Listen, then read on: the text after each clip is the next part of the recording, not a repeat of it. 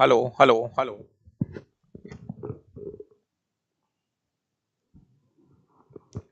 Hello hello. नमस्कार दोस्तों, मैं संजय डावरा आप सभी विद्यार्थियों का हार्दिक स्वागत करता हूं डावरा क्लासेज के इस ऑनलाइन प्लेटफॉर्म पर। सभी विद्यार्थियों को नमस्कार, गुड इवनिंग। और एक बार भैया जल्दी से कमेंट करके बताओ आवाज वगैरह ठीक है। अभिषेक मीणा, बिल्कुल भाई लाइव क्लास है। धन सिंह मीणा, कालूराम जी, सबको मेरा नमस्कार। भैया जल्दी से सभी दोस्त एक बार वीडियो को लाइक कर दीजिए, शेयर कर दीजिए। टॉप फैंस एक लिस्ट आती है, जल्दी से 3 लोग चुने जाते हैं जहां पर हम कमेंट करते हैं। देखिए अब मुनेश मीणा जी टॉप फैंस में उन्होंने ऐड कर लिया है। शायद मेरे हिसाब से तो 3 ही लोग जुड़ते हैं। तो जो ताजमहल आता है उसको ले लीजिए, जिसको भी लेना है। उसके बाद में क्लास स्टार्ट करते हैं। दोस्तों कल रविवार के दिन हमने ग्रुप डी का एक पेपर करा दिया था बीच में, पेपर नंबर 58। बाकी हमारा जो मेन टारगेट रहेगा वो है 2024 के 62 पेपरों का सॉल्यूशन। ये एकदम लेटेस्ट पेपर है, नए पेपर है, सब कुछ एनसीईआरटी के अनुसार है। इसलिए आपको घबराना नहीं है, धीरे धीरे सीखते चलिए। प्यारे विद्यार्थियों, ये 62 पेपरों में से तीसरा पेपर आज मैं करा रहा हूं। और सबसे बड़ी बात क्या है, यहां पर हम विज्ञान के 1800 क्वेश्चनों का सॉल्यूशन करने जा रहे हैं। ये ही अपने आप में बहुत बड़ी चीज है पंकज भाई। 1800 क्वेश्चन साइंस के पूछे जा रहे हैं। चलिए, अगर कोई भी स्टूडेंट्स यदि विज्ञान पढ़ना चाहता है, उसकी रुचि है, उसको डावरा सर की बातें अच्छी लगती है पढ़ाना, तो आप प्ले स्टोर पे जाके डावरा क्लासेज ऐप डाउनलोड कर लीजिए। और ये मेरा साइंस का कंप्लीट रिकॉर्डेड बैच है जिसकी फीस 299 है। एक लाइव बैच चल रहा है मेरे भाई। 2 जुलाई से हमने एक लाइव बैच स्टार्ट किया है जिसमें 3-4 क्लासें हो चुकी है। इस बैच की जो फीस है वो 399 है।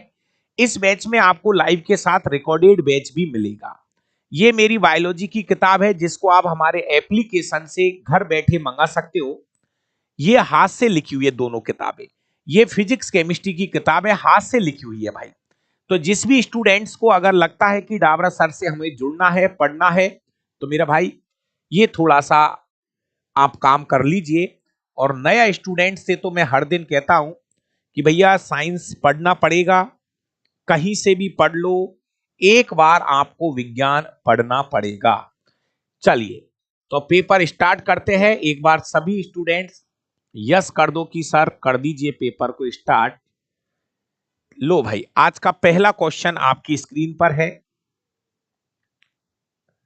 पहला क्वेश्चन आपकी स्क्रीन पर आ चुका है। बढ़िया क्वेश्चन है, शानदार क्वेश्चन है। मैं तो कहूं हर बार आएगा, हर परीक्षा में आएगा। किसी पारितंत्र में, आराम से सुनिए भाई, अब किसी पारितंत्र में कौन सा जैविक घटक सबसे अधिक संख्या में मौजूद होता है? प्यारे विद्यार्थियों, अब कमेंट रोको और बात को सुनिए। किसी पारितंत्र में कौन सा जैविक घटक, जैविक घटक का मतलब होता है सजीव, जैविक घटक में कौन आते हैं? सजीव आते हैं। किसी पारितंत्र में कौन सा जैविक घटक सबसे अधिक संख्या में पाया जाता है? तो प्यारे विद्यार्थियों, यदि आपने विज्ञान कक्षा 10वीं का ये इकोलॉजी वाला चैप्टर पढ़ा हो, तो संख्या का पिरामिड कुछ ऐसा बनता है मेरे भाई। तो यहां पर सबसे नीचे हम उत्पादक रखते हैं और उत्पादक की संख्या सबसे ज्यादा बताई जाती है। और उत्पादक में आते हैं हमारे पेड़ पौधे, नील हरित शैवाल। पेड़ पौधे नील हरित शैवाल इसमें आते हैं दोस्तों। किसी पारितंत्र में सबसे ज्यादा अगर संख्या है तो उत्पादक की है। और जैसे जैसे हम ऊपर जाएंगे संख्या घटती चली जाएगी। इसके बाद में आपको मैंने बताया था, एक होता है प्राथमिक उपभोक्ता। प्राथमिक उपभोक्ता हमेशा शाकाहारी होगा, ध्यान रखना। यह है द्वितीय उपभोक्ता। द्वितीय उपभोक्ता ये मांसाहारी होगा, छोटे स्तर का। यह है तृतीय उपभोक्ता। तृतीय उपभोक्ता में उच्च स्तर का मांसाहारी रखा जाता है। ये पिरामिड है मेरे भाई, ये सीखना पड़ेगा। तो प्यारे विद्यार्थियों, मैं आपको बार बार ये चीज कहता रहूंगा कि यहां से क्वेश्चन आएगा। तो एक तो ये बात ध्यान रखना, ये जो उत्पादक है इसे हम T1 लिखते हैं। T1 प्राथमिक पोषी स्तर कहते हैं इसको। इसको हम T2 लिखते हैं, द्वितीयक पोषी स्तर। इसको हम T3 लिखते हैं, पेपर नंबर 1 में था ये क्वेश्चन, तृतीय पोषी स्तर। इसको हम T4 लिखते हैं, चतुर्थ पोषी स्तर। पोषी स्तर अलग चीज है, इसको नंबर 1 देंगे। नंबर 1 2 3 4 पोषी स्तर। फिर यहां पर क्या रहता है, उत्पादक। उत्पादक जो है ये स्वपोषी होते हैं, ध्यान रखना भैया, पहली क्लास में भी बताया था मैंने। उत्पादक जो होते हैं ये हमेशा स्वपोषी होंगे, अपना भोजन खुद बनाएंगे। प्राथमिक उपभोक्ता हमेशा शाकाहारी लेना है, हमेशा शाकाहारी लेना है। द्वितीय उपभोक्ता मांसाहारी होंगे, लेकिन छोटे मांसाहारी, छोटे मांसाहारी होते हैं। यहां पर बड़े मांसाहारी को रखा जाएगा और इसी से एक एक खाद्य जाल बनता है। प्यारे विद्यार्थियों, ये हमारी एनसीईआरटी कक्षा 10वीं के अंदर है और ये क्वेश्चन परीक्षाओं में नजर आता रहेगा। तो जितने भी स्टूडेंट्स लाइव है, इस पहले क्वेश्चन का सही जवाब होगा उत्पादक, प्रोड्यूसर, उत्पादक। जितने भी भाई लाइव आते हैं वीडियो को लाइक और शेयर कर दिया करो। क्वेश्चन नंबर 2, फिर कह रहा हूं, एक चार्ट में आपको बता रहा हूं, उस चार्ट को आप रट लो, उस चार्ट को रट लो मेरा भाई। अगला क्वेश्चन ये है, निम्नलिखित में से कौन सा इमल्सन का एक उदाहरण है। इमल्सन का उदाहरण है, निम्न में से कौन सा एक इमल्सन का उदाहरण है। इमल्सन कैसे बनता है दोस्तों, मैंने आपको एक कोलाइड की लिस्ट बनाई है पहले, उसमें कोलाइड, कोलाइडी विलयन, कोलाइडी विलयन। प्यारे विद्यार्थियों, कोलाइडी विलयन के अंदर मैंने आपको दो चीज बताई है, परिक्षिप्त प्रावस्था, परिक्षिप्त प्रावस्था व परिक्षेपण माध्यम की एक लिस्ट बनवाई थी। प्यारे विद्यार्थियों, द्रव, द्रव दोनों ही द्रव अवस्था में, परिक्षिप्त प्रावस्था और परिक्षेपण माध्यम, यदि दोनों ही द्रव अवस्था में है तो इनसे बनता है कोलाइडी विलयन, जिसका नाम है इमल्सन, जिसका नाम है इमल्सन। और इस इमल्सन का जो उदाहरण होता है वो है दूध और फेस क्रीम। फेस क्रीम इसका उदाहरण है। एक लिस्ट वापस बता दूंगा, याद कर लेना भाई, उसको रट्टा दे लो, सीधी सी कहानी है। वो लिस्ट मैंने आपको पहली क्लास में भी बताई थी और अब इसको मैं दूसरी क्लास में भी बता रहा हूं और भैया बार बार कह रहा हूं, उसको रट लो। कहां गया, एक दिन बनाई थी मैंने वो लिस्ट,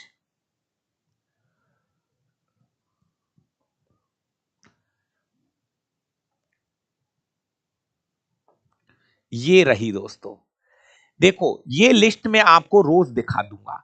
ये रहा मेरा भाई इमल्सन, ये रहा हमारा इमल्सन, ये रहा, इधर नजर डालो जल्दी से, ये रहा हमारा इमल्सन। दोस्तों इमल्सन बनता कैसे है, इमल्सन बनता कैसे है एक बार देख लो। ये इमल्सन बनता है।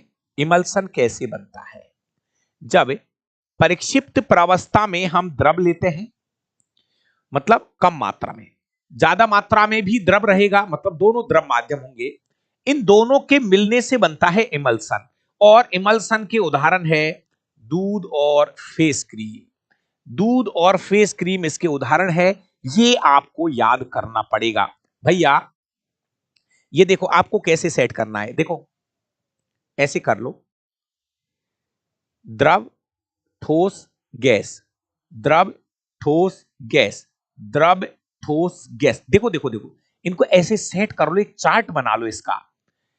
देखो ऐसे देखो, द्रव ठोस गैस, द्रव ठोस गैस, द्रव ठोस, रुक जाओ फिर इधर सामने आओ, तीन गैस लगा दो, नहीं दो दो, दो गैस, तीन द्रव और तीन ठोस। देखो ये लगा दो, दो गैस लगा दो ऊपर, फिर अगली 3 द्रव लगा दो, फिर अगली 3 ठोस लगा दो। भैया ये चार्ट सेट कर लो।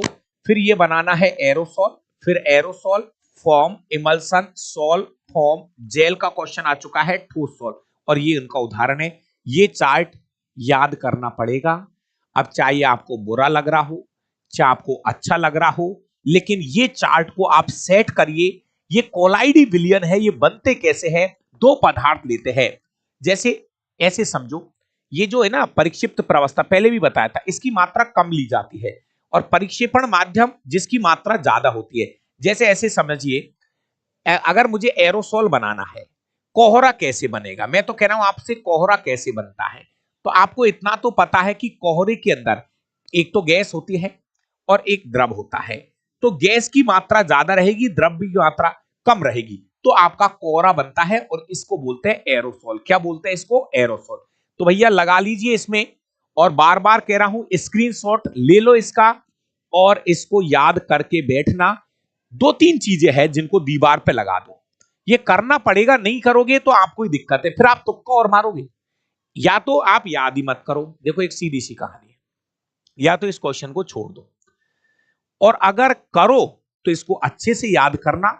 नहीं तो बहुत सी बार क्या लोग बाग क्या करते हैं, तुक्का और मारते हैं। क्योंकि आप जब इस चित्र को 4-5 बार देख लोगे, देख लिया ठोस द्रव गैस, ठोस द्रव गैस, ठोस द्रव गैस, ठोस, जब चीज देख लेते हैं ना तो हमको लगता है हम पे आता है, हम तुक्का मारेंगे ही मारेंगे इस पे। इसलिए आपकी मर्जी है, मैं तो ये कहूंगा या तो इसको छोड़ दो, और नहीं तो इसको अच्छे से याद कर। बस यही कहानी है। बाकी का चलते हैं क्वेश्चन नंबर 3 पर। क्वेश्चन नंबर 3 पर हम चल रहे हैं। एक और सीधा क्वेश्चन है, बहुत ज्यादा समय खराब बिल्कुल मत करिए प्यारे विद्यार्थियों। जाइलम और फ्लोएम, बस मैं आपको यहां पे इतना सा हिंट दे देता हूं कि जाइलम और फ्लोएम जो है ये पादप ऊतक है मेरे भाई, प्लांट टिश्यू है। अब पादप ऊतक कितने प्रकार के होते हैं? अरे इसको आप जानते हो, बहुत अच्छी बात है, मेरी बात तो सुन लीजिए भाई। ये तो ठीक है कि भाई जाइलम का काम है जल एवं खनिज लवणों को पत्तियों तक पहुंचाना। ठीक है, हो गया आपका उत्तर, कोई दिक्कत नहीं है। अब सुनो भैया, पादप ऊतक जो है ना वो 2 प्रकार के होते हैं। नंबर 1 विभज्यूतक, नंबर 2 आपका स्थायी ऊतक। स्थायी ऊतक 2 प्रकार के होते हैं, सरल स्थायी ऊतक और जटिल स्थायी ऊतक। सरल स्थायी ऊतक और जटिल स्थायी ऊतक। जटिल स्थायी ऊतक भी 2 प्रकार के होते हैं, जाइलम और फ्लोएम। जाइलम और फ्लोएम। अब मैं आपको एक यहां से हिंट लगा रहा हूं कि जाइलम के अंदर भी 4 प्रकार की कोशिकाएं होती हैं, और फ्लोएम में भी 4 प्रकार की कोशिकाएं होती है। दोस्तों एक छोटी सी बात मैं आपको बता रहा हूं, कोई भी टॉपिक हो उसका एक छोटा सा सारांश बना लिया करो। मुझे पता है कि पादप ऊतक जो है कम से कम 8-10 पेज का टॉपिक है, लेकिन मैं कह रहा हूं उस पादप ऊतक चाहे वो कितने भी पेज का है, आप उसमें से एक पेज तो तैयार करो, अलग से बनाओ उसके शॉर्ट नोट्स जिसको आप कहते हो, समरी जिसको कहते हैं, जिसकी हम बार बार जरूरत पड़ती है, वो मेहनत आपको करनी पड़ेगी। पहले आप 10 पेज पढ़ लो, और उन 10 पेजों में से एक पेज बना लो, एक पेज तैयार कर लीजिए। वही है दोस्तों, जाइलम का जो मेन काम है वो है जल एवं खनिज लवणों को जड़ों से पत्तियों तक पहुंचाने का काम जाइलम का है। ये एक डायरेक्शन में चलता है, ये एक डायरेक्शन में चलेगा, ये भी ध्यान रखना। ये शब्द आया है ग्रुप डी के अंदर, मतलब नीचे से ऊपर की ओर, वन डायरेक्शन में चलता है। जबकि दोस्तों आगे फ्लोएम आएगा। फ्लोएम का काम है पत्तियों में जो भोजन बनेगा उसको पौधों के विभिन्न भागों तक पहुंचाना। वो ऊपर भी भोजन को पहुंचाता है, नीचे भी पहुंचाएगा, तो वो 2 डायरेक्शन में चलता है। क्वेश्चन नंबर 4, ये अच्छा क्वेश्चन है, इसकी भाषा यदि आपने पढ़ी हो तो बहुत शानदार क्वेश्चन है। गति के दूसरे नियम के अनुसार, गति के दूसरे नियम के अनुसार किसी वस्तु पे लगने वाला बल, किसी वस्तु पर लगने वाला बल संवेग में परिवर्तन की दर के, संवेग में परिवर्तन की दर के, संवेग में परिवर्तन की दर के समानुपाती होता है दोस्तों, समानुपाती होता है। तो यहां पर जो क्वेश्चन बोला है वो यही है, गति के दूसरे नियम के अनुसार संवेग संवेग में परिवर्तन की दर के समानुपाती होता है क्या? नहीं भाई, बल बल। न्यूटन की गति का दूसरा नियम ये कहता है किसी वस्तु पर लगने वाला बल, बल की बात हो रही है और न्यूटन की गति के दूसरे नियम की बात हो रही है, तुक्का क्यों मार रहे हो? एक और बात, न्यूटन की गति का जो सेकंड नियम है, न्यूटन की गति के दूसरे नियम से हमें बल का गणितीय सूत्र प्राप्त होता है। बल का गणितीय सूत्र प्राप्त होता है प्यारे विद्यार्थियों। ये जो F बराबर ma है, इसका पता न्यूटन की गति के दूसरे नियम से चलता है। इसका पता न्यूटन की गति के दूसरे नियम से चलता है। दोस्तों, न्यूटन की गति का जो पहला नियम है, न्यूटन की गति का जो पहला नियम है, जिसे हम गैलीलियो का नियम या जड़त्व का नियम भी कहते हैं, उससे बल की परिभाषा मिलती है। न्यूटन की गति का जो पहला नियम है वो हमें बल की परिभाषा बताता है, जबकि न्यूटन की गति का दूसरा नियम से बल का गणितीय सूत्र प्राप्त होता है। तीसरा नियम क्रिया प्रतिक्रिया का नियम कहलाता है। क्वेश्चन नंबर 5 करिए भाई। क्वेश्चन नंबर 5 एक बार पढ़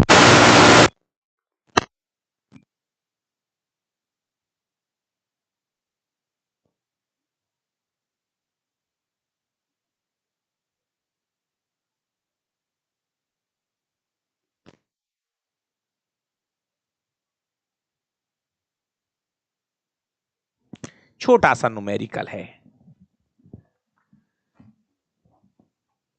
चलिए ध्यान से सुनिए।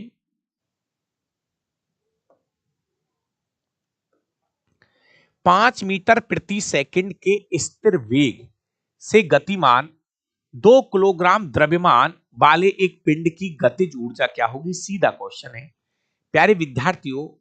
गतिज ऊर्जा ज्ञात करने का जो फॉर्मूला होता है, मेन फॉर्मूला यही है, हाफ mv²। मेरे प्यारे प्यारे विद्यार्थियों, गतिज ऊर्जा बराबर हाफ m, द्रव्यमान कितना है इसका? 2 किलोग्राम, वेग जो है वो है 5 का स्क्वायर। आगे बात करते हैं मेरे भाई, गतिज ऊर्जा बराबर 2 से 2 कट जाएगा, 2 से 2 कट जाएगा, 5 का स्क्वायर कितना बचेगा? 25 जूल बचेगा। इस क्वेश्चन का सही जवाब 25 जूल होगा। चलिए, बहुत अच्छी बात है, आपने इस क्वेश्चन को कर लिया। लेकिन मैं साइड में आपको ये लिख देता हूं कि गतिज ऊर्जा का एक फॉर्मूला होता है ना, ये काम में आएगा। सुनिए सुनिए सुनिए, आपको पता है गतिज ऊर्जा बराबर हाफ mv² होता है। जब ये बात आई गई सामने, तो प्लीज इसको थोड़ा सा और चेक करा देता हूं। आपको यह बोलना है कि गतिज ऊर्जा जो है वेग के वर्ग के समानुपाती होती है। काम में आएगा ये, गतिज ऊर्जा वेग के वर्ग के समानुपाती होता है। और इससे आप ये भी कह सकते हो, गतिज ऊर्जा जो है ये द्रव्यमान के भी समानुपाती होती है। ये चीजों को लिखना बनाना सीख जाओ भाई।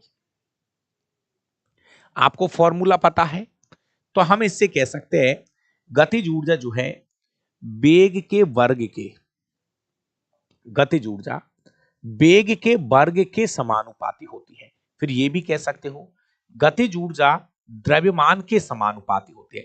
वो तो क्या है? वेग के वर्ग, वेग के वर्ग के समानुपाती है। ये द्रव्यमान के भी। तो आपकी जो काइनेटिक एनर्जी है, गतिज ऊर्जा, गतिज ऊर्जा दो चीजों पर निर्भर करती है। ध्यान से सुनिए, गतिज ऊर्जा दो चीजों पर निर्भर करती है, उसका द्रव्यमान और वेग, दो चीजों पर निर्भर करती है काइनेटिक एनर्जी।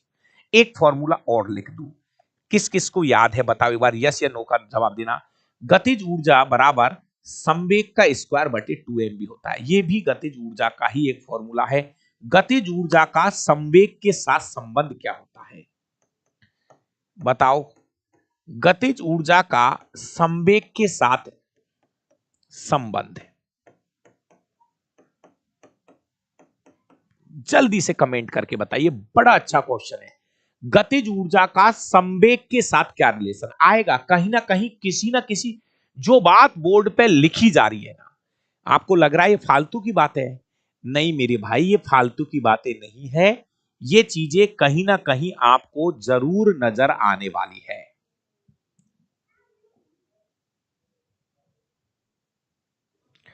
चलिए क्वेश्चन नंबर 6 ले लीजिए। अपने सभी अपर रूपों में कार्बन ऑक्सीजन में दहन करके क्या देता है? भैया ये क्वेश्चन ये है, कार्बन का दहन करते हैं तो क्या बनता है? सीधा क्वेश्चन है।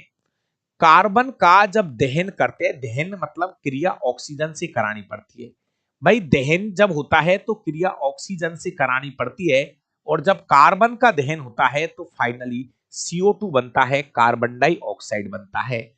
दोस्तों ये आपको पहले ही चैप्टर में मिल जाएगा। जब भी किसी चीज का दहन होता है, जब भी किसी चीज का दहन होता है, तो दहन होने पर प्यारे विद्यार्थियों, जैसे कार्बन का दहन कर रहे हो तो CO2 बन जाएगा। कल की जाए आप मैग्नीशियम का दहन करोगे तो क्रिया ऑक्सीजन से करा देना, मैग्नीशियम ऑक्साइड बन जाएगा। तो सीधी सी कहानी यह है, जब भी किसी चीज का हम दहन करेंगे तो उसका ऑक्साइड बनता है दोस्तों।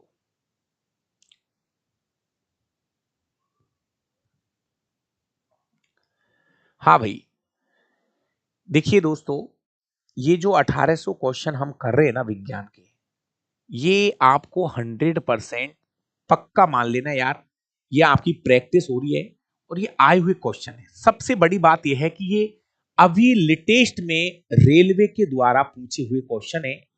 चाहे वो ALP का पेपर हो, चाहे टेक्नीशियन का हो, चाहे जेई का हो, चाहे RPF का हो, ग्रुप डी का मैं अलग से करा ही रहा हूं। ये आपकी भरपूर प्रैक्टिस हो जाएगी। कहीं मार्केट से कोई किताब लाने की जरूरत नहीं है विज्ञान के लिए, आपका हो जाएगा यहां से पूरा प्रैक्टिस। क्वेश्चन नंबर 7, एक बार इस क्वेश्चन को आप देखिए, शायद हो सकता है कि ये क्वेश्चन कुछ लोगों को समझ में आएगा, कुछ को नहीं आएगा। चलो एक बार इस क्वेश्चन को आप पढ़ लीजिए और मुझे जवाब दीजिए, ये क्वेश्चन आप पे आ रहा है या नहीं आ रहा है।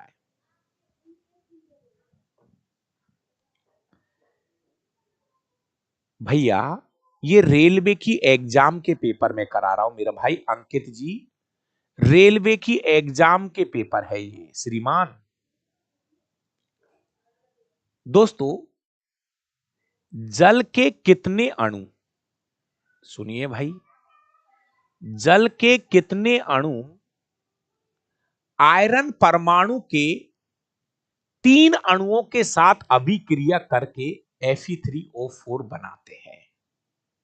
भैया तुक्का मत दो, ये क्वेश्चन ऐसे है, जल के कितने अणु, लोहे के 3 अणु लेने, जैसे मैं लोहे के 3 परमाणु ले लिए, जल के कितने अणु से क्रिया करके Fe3O4 बनेगा?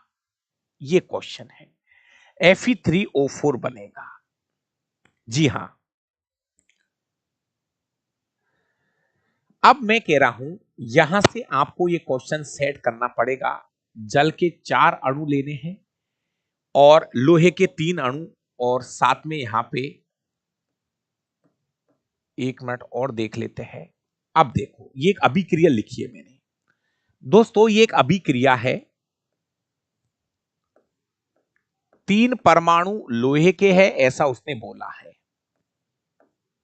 4 जल के अणु यहां लेने पड़ेंगे अभिक्रिया को संतुलित करने के लिए, और उत्पाद के रूप में Fe3O4 बनेगा और साथ में हाइड्रोजन गैस बाहर निकलेगी।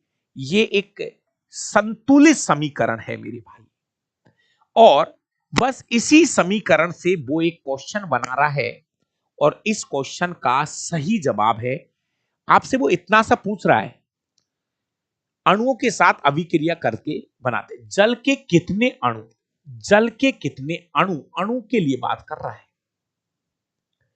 तो भैया इस क्वेश्चन का सही जवाब होगा, जल के 4 अणु यहां पर भाग लेंगे, परमाणु परमाणु अणु अणु।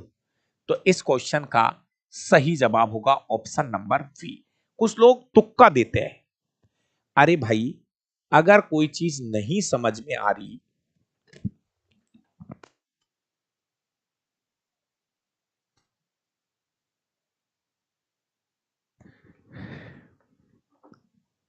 बहुत सारे भाइयों की आदत है, यही तो है परीक्षा की कहानी।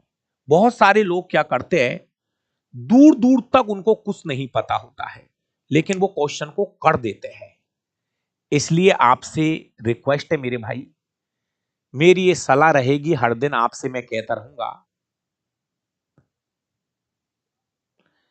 भैया ये जो पेपर है 25/11/2024 का थर्ड शिफ्ट का पेपर है। ये लोको पायलट 25/11/2024 का ये थर्ड शिफ्ट का पेपर मैं करा रहा हूं। और ऐसे अभी 2024 के 62 पेपर है जिनको मैं आपको करा रहा हूं। तो आराम से ध्यान दो।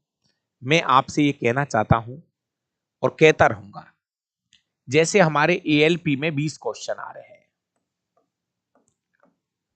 आपको सच बता रहा हूं,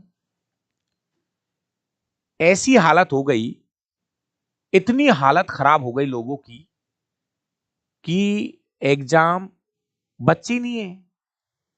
साइको हो रहा है एग्जाम, 15 तारीख को साइको है लोको पायलट का। भाई साहब तुक्का देने से काम नहीं चलेगा। और तेज पढ़ के भी क्या कर लोगे, तेज पढ़ लो, जब भी करोड़ में से 32,000 ग्रुप डी के नौकरी लगेंगी, स्लो पढ़ेंगे तब भी इतना बनेंगे। स्लो और तेज से कुछ नहीं होता है मेरा भाई। बहुत सारे भाई तेज पढ़ते पढ़ते भी बूढ़े हो जाते हैं, है ना। बहुत सारे भाई है तेज पढ़ते पढ़ते भी बूढ़े हो जाते हैं, और कुछ भाई कछुआ चाल से भी नौकरी लग जाते हैं। क्वेश्चन नंबर 8, तेज पढ़ना है तो बाद में पढ़ लेना स्पीड बढ़ा के, अभी थोड़ा सा खाना बना ले तू तेरा। निम्नलिखित में से किस शब्द का प्रयोग अयस्कों में उपस्थित मिट्टी और रेत जैसी अशुद्धियों के लिए किया जाता है। प्यारे विद्यार्थियों, एक टॉपिक आपने पढ़ा होगा, धातुओं का निष्कर्षण। जब धातुओं में से अशुद्धियों को अलग किया जाता है तो वहां पर अशुद्धियों के लिए जो शब्द काम में लिया जाता है वो शब्द होता है गैंग। है ये चित्र बन रहा है इसका। इन अशुद्धियों को क्या कहा जाता है, गैंग कहा जाता है। किस कोशिका का आकार बदलता रहता है। प्यारे विद्यार्थियों, अगर आपने चित्र देखे हो तो हमारा जो अमीबा, अमीबा एक कोश के जीव है, और अमीबा अपना आकार लगातार बदलता रहता है। ये सही क्वेश्चन है। अमीबा एक कोश के जीव है प्यारे विद्यार्थियों, और अमीबा जो है ये प्रोटोजोआ संघ में आता है। अमीबा एक कोश के जीव है और ये प्रोटोजोआ संघ में आता है। ये प्रोटोजोआ संघ में आता है प्यारे विद्यार्थियों, और यही है जो अपनी आकार और आकृति बदलता रहता है। अगला क्वेश्चन है, किसी जीव का प्रत्येक विशेषक निम्नलिखित में से किससे प्रभावित होता है। यह क्वेश्चन पहले पेपर में भी था और तीसरे पेपर में भी रिपीट हुआ है। प्यारे विद्यार्थियों, किसी जीव का प्रत्येक लक्षण किससे प्रभावित होता है, तो माता पिता दोनों के डीएनए समान रूप से बच्चे में जाते हैं दोस्तों। तो जैसे हमारे अंदर जो लक्षण आते हैं वो लक्षण मां से भी आते हैं और पिता से भी आते हैं। डी ऑप्शन होगा इसका। ये रिपीट हुआ है क्वेश्चन, ये पहले पेपर में भी आया था। क्वेश्चन नंबर 11, निम्नलिखित में से कौन सा उदाहरण यह दर्शाता है कि पदार्थ के कणों के बीच पर्याप्त रिक्त स्थान होता है। ये क्वेश्चन एनसीईआरटी कक्षा 10वीं का एक क्रियाकलाप है, सॉरी 9वीं। अगर आपके पास कक्षा 9वीं की एनसीईआरटी की किताब है तो पहले पाठ में क्रियाकलाप नंबर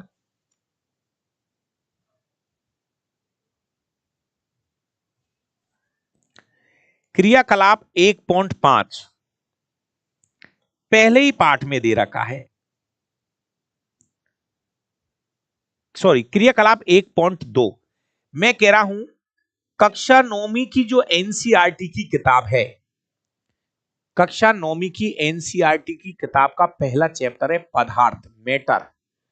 उसका दूसरा क्रियाकलाप है, ये दूसरा क्रियाकलाप है प्यारे विद्यार्थियों, जैसे मान लीजिए हमने पानी ले लिया और उस पानी के अंदर कुछ कण पोटेशियम परमैंगनेट के डाल दिए, KMnO4 के कुछ कण डाल दिए, पोटेशियम परमैंगनेट। तो ये पोटेशियम परमैंगनेट के जो कण है इनमें समा जाते हैं। तो इससे पता चलता है कि हाँ, पदार्थ के कणों के बीच रिक्त स्थान पाया जाता है। प्यारे विद्यार्थियों, ये प्रयोग किया है उन्होंने। एक क्वेश्चन है, क्या पदार्थ के कणों के बीच रिक्त स्थान पाया जाता है? हाँ, पदार्थ के कणों के बीच रिक्त स्थान पाया जाता है। इसी चीज को प्रयोगों के द्वारा बताया गया है कक्षा 9वीं के अंदर। तो यह है इसका सही जवाब। एक और बढ़िया क्वेश्चन है भैया, मोस्ट लगा लो एक बार, इस क्वेश्चन के ऊपर मोस्ट लगा लीजिए। मैं 2 क्लास लेता हूं मेरे भाई, एक मैं एप्लीकेशन पे पढ़ा रहा हूं 6 से 7, जो लाइव वाले बच्चे हैं, केमिस्ट्री वहां पे चल रही है, और 8 बजे मैं यूट्यूब पर आपके लिए क्लास ले रहा हूं। ये 2 घंटे मैं आपके लिए साइंस पढ़ा रहा हूं। तो दोस्तों, जब किसी वस्तु को 10 सेंटीमीटर फोकस दूरी वाले, जब किसी वस्तु को, ये पोल है, ये फोकस है, ये वक्रता केंद्र है। क्वेश्चन में बोला है कि फोकस दूरी 10 सेंटीमीटर है। अब आप इतना तो अंदाजा लगाओ, यदि फोकस दूरी 10 सेंटीमीटर है तो वक्रता त्रिज्या कितनी होगी? 20 सेंटीमीटर हो जाएगी। लिख देता हूं, वक्रता त्रिज्या 20 सेंटीमीटर हो जाएगी। फोकस दूरी 10, फोकस दूरी ये वाली 10 है, ये वाली 10 है, तो फिर ये वाली कितनी हो जाएगी? 20। ये पूरी कितनी हो जाएगी? 20। डबल होती है भैया। तो क्वेश्चन में बोला है, जब किसी वस्तु को 10 सेंटीमीटर फोकस दूरी वाले अवतल दर्पण के सामने रखा जाता है तो दर्पण के सामने 20 सेंटीमीटर की दूरी पर एक वास्तविक प्रतिबिंब बनता है। प्रतिबिंब कह रहा है यहां बनता है 20 सेंटीमीटर पर, यहां प्रतिबिंब बन रहा है। तो भैया समझ जाओ, ये वो ही क्वेश्चन है, ये वो ही क्वेश्चन है। जब प्रतिबिंब वक्रता केंद्र सी पर कब बनता है? जब वस्तु सी पर रखी होगी। ये बिंब की स्थिति है, ये बिंब है, ये प्रतिबिंब है। क्वेश्चन को केवल समझना है, प्रतिबिंब सी पर कब बनेगा? जब वस्तु सी पर रखी होगी। और ये वाली दूरी कितनी है? ये वाली दूरी कितनी है? ये दूरी -20 सेंटीमीटर बोली जाएगी। ये दूरी -20 सेंटीमीटर बोली जाएगी दोस्तों, -20 सेंटीमीटर। जब वस्तु वक्रता केंद्र सी पे होती है तो उसका प्रतिबिंब भी वक्रता केंद्र सी पर बनता है। और ये कार्तीय, एक वैज्ञानिक था कार्तीय की चिन्ह पर पाटी, कार्तीय चिन्ह पर पाटी से ये प्लस माइनस का पता लगता है दोस्तों।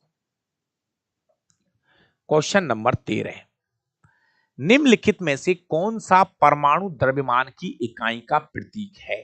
शायद अगर मेरे लाइव वाले बच्चे क्लास को देख रहे होंगे, जितने भी लाइव वाले बच्चे क्लास को देख रहे हैं दोस्तों, अभी मैंने बताया था, जैसे हम लिखते हैं कि भैया हाइड्रोजन का जो द्रव्यमान है वो 1 यूनिफाइड होता है, हीलियम का जो द्रव्यमान है वो 4 यूनिफाइड होता है, लिथियम का जो द्रव्यमान है वो 7 यूनिफाइड होता है। तो यहां पे द्रव्यमान को मापने के लिए हम यूनिफाइड शब्द का प्रयोग करते हैं। यूनिफाइड जो है प्यारे विद्यार्थियों, ये AMU का ही नया नाम है, एटॉमिक मास यूनिट।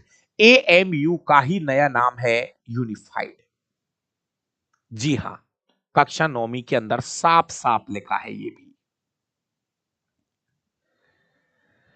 अगर भाई चैनल पे कोई नया बच्चा है और डाबरा सर से वो विज्ञान पढ़ना चाहता है तो मेरे भाई 299 रुपए में कंप्लीट साइंस का रिकॉर्डेड बैच हम आपको उपलब्ध करा रहे हैं। जी हाँ, 299 रुपए में आप 200 घंटे की विज्ञान पढ़ सकते हो। इसमें आपको फिजिक्स, केमिस्ट्री और बायोलॉजी तीनों की 200 घंटे की रिकॉर्डेड क्लास हम दे रहे हैं। यही बैच अगर आप लाइव पढ़ना चाहते हैं, ये रिकॉर्डेड है भाई, कंप्लीट है, ये पूरा रिकॉर्डेड है। अगर आप यही बैच लाइव पढ़ना चाहते हैं तो 2 जुलाई से हमने केमिस्ट्री स्टार्ट की है। आप इसको 399 में रिकॉर्डेड तो मिल ही रहा है, पूरा बैच आप लाइव भी पढ़ सकते हैं। इसके लिए आप प्ले स्टोर से Dabra classes Jaipur app download करके इस बैच को आप ज्वाइन कर लीजिए। थोड़ा सा समय देना पड़ेगा विज्ञान के लिए। क्वेश्चन नंबर 14 क्या कहता है? एक बंद परिपथ में 10 कूलाम का आवेश 50 सेकंड की अवधि के लिए प्रभावित होता है, तो परिपथ में प्रवाहित की गई धारा का मान क्या होगा?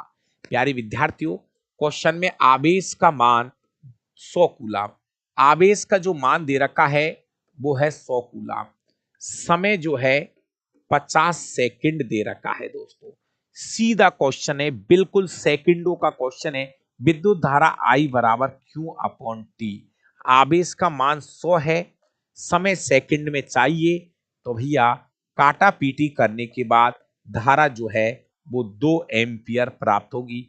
एकदम सीधा क्वेश्चन है, धारा का मान 2 एम्पियर होगा। 0.2 नहीं भाई, 2 एम्पियर दोस्तों। 0.2 क्यों? अरे कुछ भाई 0.2 दे रहे बिना काम पे। अरे 0.2 कहां से आ गया भैया दादाओ?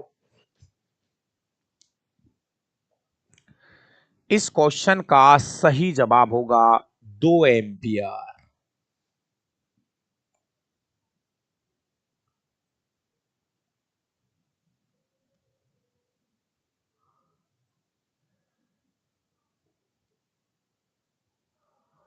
क्वेश्चन नंबर 15, क्वेश्चन नंबर 15 है, एक बार अच्छे से देखिए, सही कथन का चयन कीजिए। प्यारे विद्यार्थियों, परागण की परिभाषा है, परागण किसे कहते हैं? सुनो यारो, ये है स्त्री केसर,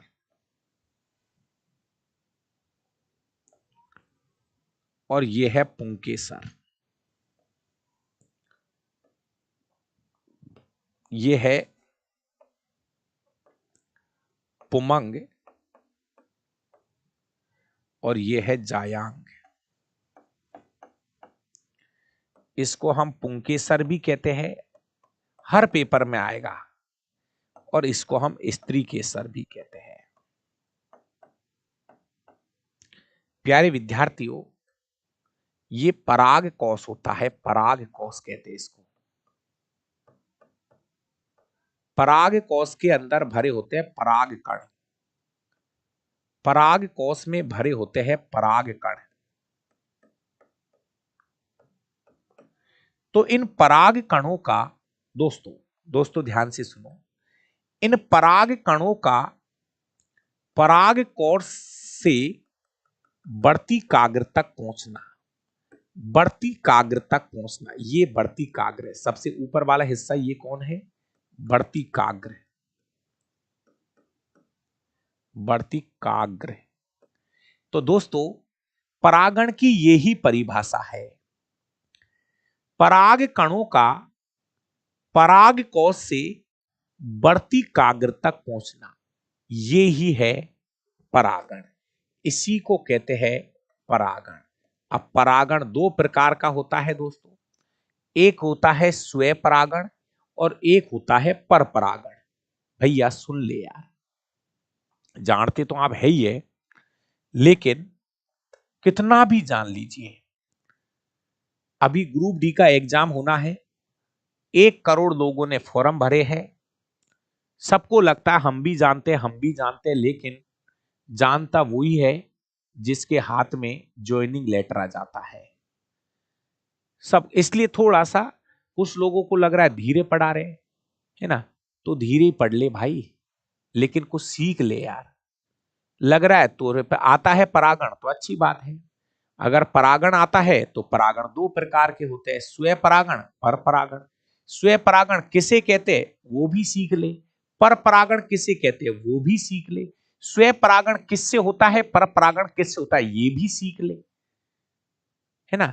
तो क्वेश्चन का आंसर टिक करने से काम नहीं चलेगा, अगर कोई टॉपिक आ रहा है तो उससे रिलेटेड कुछ बातें वहां पर ऐड कर लिया करो, ताकि वो टॉपिक हल्का हल्का क्लियर हो जाए। प्यारे विद्यार्थियों, स्वयं परागण किसे कहते हैं? पराग कणों का अपने ही पुष्प की बढ़ती काग्र पर गिरना। पराग कणों का अपने ही पुष्प की बढ़ती काग्र पर गिरना स्वयं परागण कहलाता है।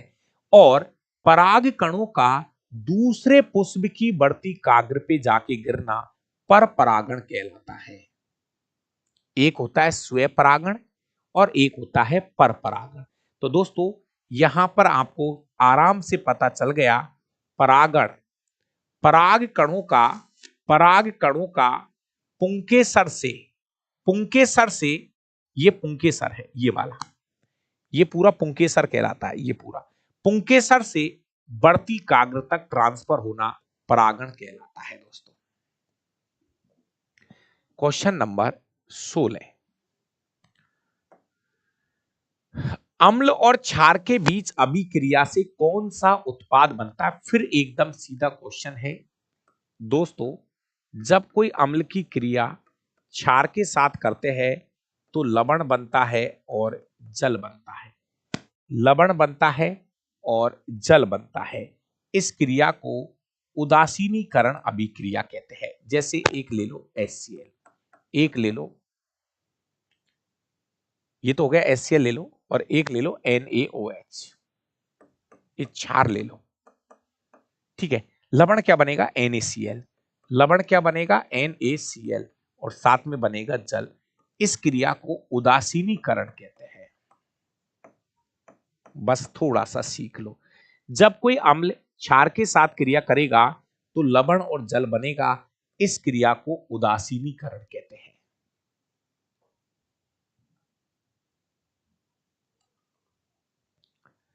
अगला क्वेश्चन है दोस्तों, ये वाला जो क्वेश्चन है ना, ये पता नहीं क्यों डिलीट किया है इन लोगों ने।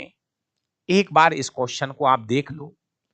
वाकई का ये क्वेश्चन लास्ट में डिलीट किया था, क्यों किया है, क्या है, मैं भी इसको एक बार चेक कर लूंगा।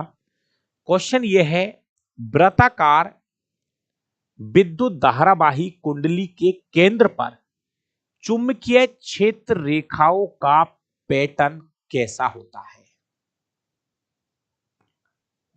दोस्तों देखिए, एक तो होता है छड़, एक तो होती है, मान लीजिए कोई लोहे की छड़ है, कॉपर की छड़ है। जब हम इसमें धारा प्रवाहित करते हैं तो इसके चारों ओर मैग्नेटिक फील्ड या चुंबकीय क्षेत्र उत्पन्न हो जाता है। ओरस्टेड का नियम था ये तो। लेकिन प्यारे विद्यार्थियों, यहां पर जो बात हुई है वो है वृत्ताकार विद्युत धारावाही कुंडली के केंद्र पर। अब इस बार आपको वृत्ताकार, इस कुंडली को कैसा बना लेना है? इस कुंडली को वृत्ताकार बना लिया, ऐसे समझ, कुंडली है, वृत्ताकार कुंडली बना ली। जैसे जो तार था ना, अपने पास कोई तार है और उसका क्या बना लिया? वृत्ताकार कुंडली उसकी बना ली। अब जब हमने इसका वृत्ताकार कुंडली बनाई है तो वृत्ताकार विद्युत धारावाही कुंडली के केंद्र पर, कुंडली के केंद्र पर चुंबकीय क्षेत्र रेखाओं का जो पैटर्न होता है वो कैसा होता है? मेरे भाई, इस क्वेश्चन का जवाब जो है ना, कुछ किताब इसका धारा की दिशा बता रही है, लेकिन कुछ किताबों ने इसका जो जवाब माना है वो है समवाहक का आकार।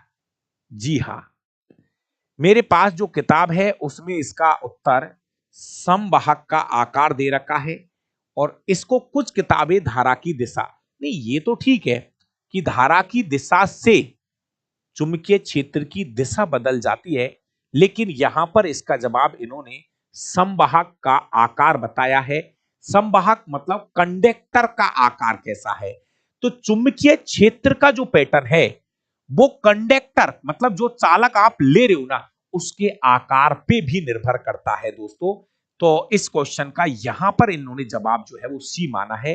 बाकी एक बार फिर कह रहा हूं, चुंबकीय क्षेत्र की जो दिशा है वो धारा की दिशा पर भी निर्भर करता है दोस्तों। चुंबकीय क्षेत्र की जो दिशा है वो बहने वाली धारा की दिशा पर भी निर्भर करता है। लेकिन रेलवे ने इसका उत्तर सी माना है। क्वेश्चन नंबर 18 एकदम सीधा क्वेश्चन है। हमारे शरीर में हानिकारक उपापचयी अपशिष्टों को किस जैविक प्रक्रिया के द्वारा निष्कासित किया जाता है? एकदम सीधी कहानी है दोस्तों। हमारे शरीर के अंदर बहुत सारे अपशिष्ट पदार्थ बनते हैं। उन अपशिष्ट पदार्थों को शरीर से बाहर त्यागने की जो है क्रिया, वो उत्सर्जन कहलाती है। और मैं आपसे जाते जाते एक क्वेश्चन पूछ रहा हूं कि उत्सर्जन जो तंत्र होता है, प्लीज उत्सर्जन तंत्र में कौन कौन से अंग भाग लेते हैं? कौन कौन से अंग भाग लेते हैं? जब उत्सर्जन की बात हो ही रही है तो अब इस क्वेश्चन का जवाब भी मुझे यहां पर ही बता दो कि उत्सर्जन तंत्र के निर्माण में कौन कौन से अंग भाग लेते हैं। तो प्यारे विद्यार्थियों, इस उत्सर्जन तंत्र के अंदर आपको पता चल गया होगा, एक जोड़ी तो कौन होती है? किडनी। एक जोड़ी तो कौन होती है? किडनी होती है। दोस्तों, ये चित्र होता है इस तरह का, तो प्लीज इसका ध्यान रखना है। इसमें आपकी एक जोड़ी तो किडनी होती है, नंबर भी याद करो। एक जोड़ी मूत्रवाहिनी होती है, यूरेटर भी बोलते हैं। एक जोड़ी नहीं, एक मूत्राशय होता है और एक नीचे होता है मूत्र मार्ग। तो ये सब मिलकर उत्सर्जन तंत्र का क्या करती है? निर्माण करते। अरे छोटी आंत बड़ी आंत कहां बता रहा, बोलोरो। अरे बोलोरो गाड़ी। अरे दादा, उत्सर्जन तंत्र के निर्माण में कौन कौन से अंग भाग लेते हैं? तो हमारा जो उत्सर्जन तंत्र है, चित्र देख लेना दोस्तों, चित्र देख लेना। जितने भी चित्र है, 9वीं 10वीं की विज्ञान में जितने भी चित्र है, अच्छे से देख लेना। धुरंधरों, काम में आएंगे चित्र। Question number 19। दर्पण द्वारा प्रतिबिंब के बनने में शामिल परिघटना कौन सी है? प्यारे विद्यार्थियों, चाहे कोई सा भी दर्पण हो, चाहे वो समतल दर्पण हो, चाहे अवतल दर्पण हो, चाहे उत्तल दर्पण हो, कोई सा भी दर्पण हो, उन सब पर परावर्तन के नियम लागू होते हैं। दोस्तों, परावर्तन के नियम पर ही काम करते हैं ये सभी, क्योंकि प्रकाश जाएगा टकरा के वापस आएगा। तो इस क्वेश्चन का सही जवाब है परावर्तन। जितने भी दर्पण है, ये सब परावर्तन के नियम पर काम करते हैं। क्वेश्चन नंबर 20 बढ़िया क्वेश्चन है, एक बार इसको पूरा पढ़ो आप। दोस्तों, इस क्लास का जो पीडीएफ है,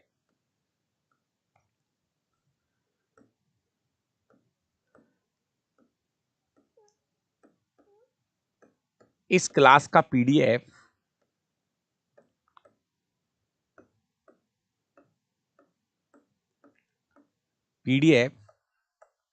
डाबरा क्लासेस टेलीग्राम चैनल पे मिल जाएगा। डाबरा क्लासेज टेलीग्राम चैनल पे मिल जाएगा।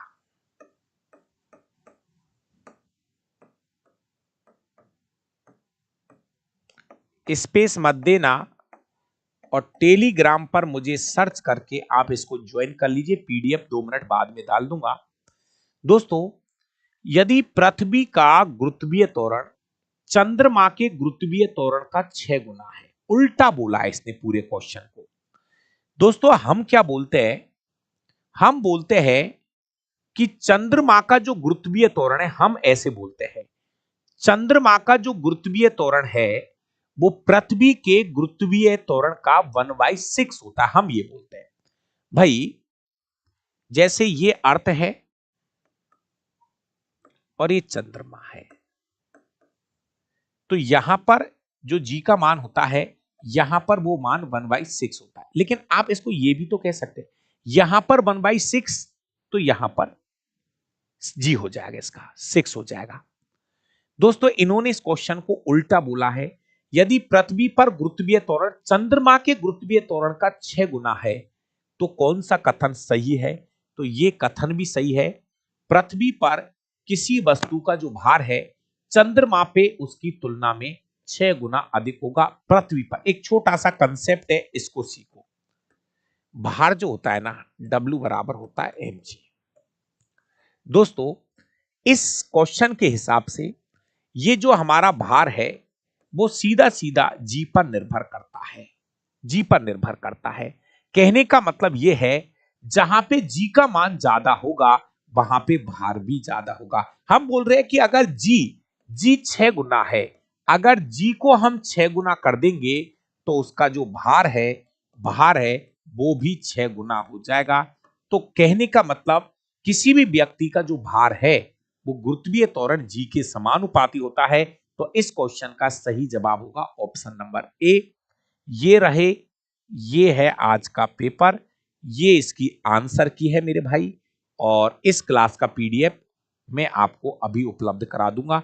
बहुत बहुत धन्यवाद। अच्छे रहो, खुश रहो और इन पेपरों को सीखते रहो धीरे धीरे। और ये आज मैंने पेपर नंबर 3 आपको कंप्लीट करा दिया है। 62 पेपर है भाई, थोड़ा धैर्य रखो, करा दूंगा, पूरे करा दूंगा इनको भी। और एक तरह भैया ग्रुप डी के 99 पेपर, एक बात फिर क्लियर कर दूं, ग्रुप डी 2022 के पेपर फिर आज वापस रिपीट कर रहा हूं, उससे अच्छे पेपर कहीं दुनिया में देखने को नहीं मिलेंगे। ग्रुप डी 2022 के जो पेपर है, ऐसे पेपर दुनिया में कहीं देखने को नहीं मिलेंगे। मैंने 58 पेपर करा दिए हैं, मैं भी करा रहा हूं। लेकिन एक बार अगर आप रेलवे की तैयारी कर रहे हो, सच बता रहा हूं, 2022 के पेपरों को हमेशा अपने साथ रखना, हमेशा अपने साथ रखना। जी हां, वॉइस आवाज में भी रिफ्लेक्शन होता है मेरे भाई। आपने देखा होगा जब कोई आवाज हम बोलते हैं ना तो कभी कभी आवाज टकरा के भी वापस आती है, तो ध्वनि का भी परावर्तन होता है। दिनेश कुमार जी, गुड नाइट, शुभ रात्रि, अच्छे रहो, खुश रहो और भगवान करे आपको बहुत जल्दी से नौकरी मिल जाए और 8वां वेतन के आप भी सदस्य बन जाए। 20वां क्वेश्चन ये है, मैं आपको रिपीट कर दूं, जैसे ऐसे समझो, 20वां क्वेश्चन है, एक भाई कह रहा है देखो उसको ऐसे समझ लो थोड़ी देर के लिए। 20वें क्वेश्चन को ऐसे समझ लो, जैसे सुनो सुनो सुनो सुनो, किसी व्यक्ति का भार